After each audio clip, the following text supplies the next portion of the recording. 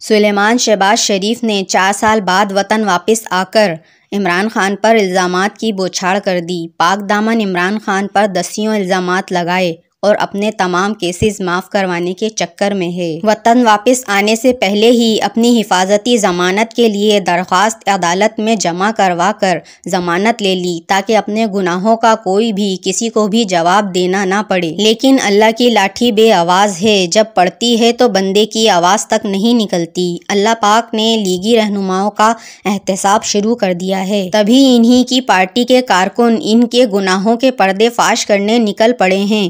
تسنیم حیدر نے جس طرح ان کے راز فاش کیے یہ پوری دنیا جانتی ہے۔ انٹرنیشنل لیول پر ان کے ان گناہوں کی تحقیقات کی جا رہی ہے اور یہ پاکستان میں اپنے آپ کو بچانے کی کوششوں میں ہیں، لیکن جب رسی کھینچ لی جائے گی تو کتا نہ گھر کا رہے گا نہ گھاٹ کا۔ انہوں نے ناحق ارشد شریف کا خون بہایا اور نہ جانے کتنوں کو مروایا۔ اللہ تو سب جانتا ہے نا، وہ انصاف کرنے والا بہت بڑا ہے۔ جو حق پر ہے یہ لوگ اسے بھی جینے نہیں دیتے۔ نتیجہ عمران خان پر قاتلانہ حملہ ہے۔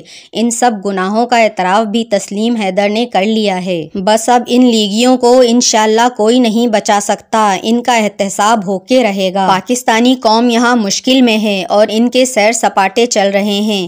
اس طرح کے حکمران کبھی نہیں سنبھال سکتے پاکستان کی معیشت کو، اور جو معیشت اور پاکستان کو سنبھالنا چاہ رہا ہے اسے سنبھالنے نہیں دے رہے۔ یہ پاکستان کے سب سے بڑے دشمن بن گئے ہیں۔ اللہ پاکستان کو اپنے حفظ و امان میں رکھے، آمین۔